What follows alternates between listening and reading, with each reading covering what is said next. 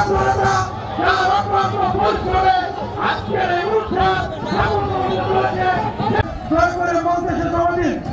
খালার বেলায় কই এবং এই পর্যায়ে মঞ্চে আসার জন্য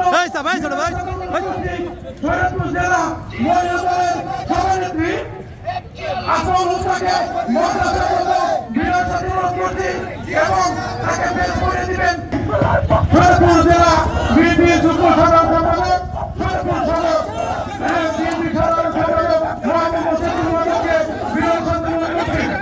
এবং আমরা এই রাতে একটি বিশাল মিছিল নিয়ে এসেছে দুর্বিসাগর মোবাইল কাজীহাটের কাজী মাস্টার গোলাম মোস্তফা হাজিয়াজি বিরাট অনুরোধ করছি আজকের এই অনুষ্ঠানে প্রধান আকর্ষণ বীর মুক্তিযোদ্ধা সরকারের স্বাধীনতা কালকে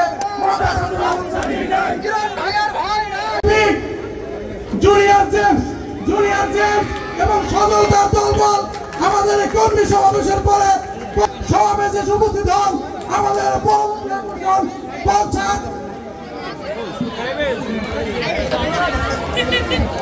সংগ্রামী সুধীবৃন্দ, আমরা অত্যন্ত আনন্দিত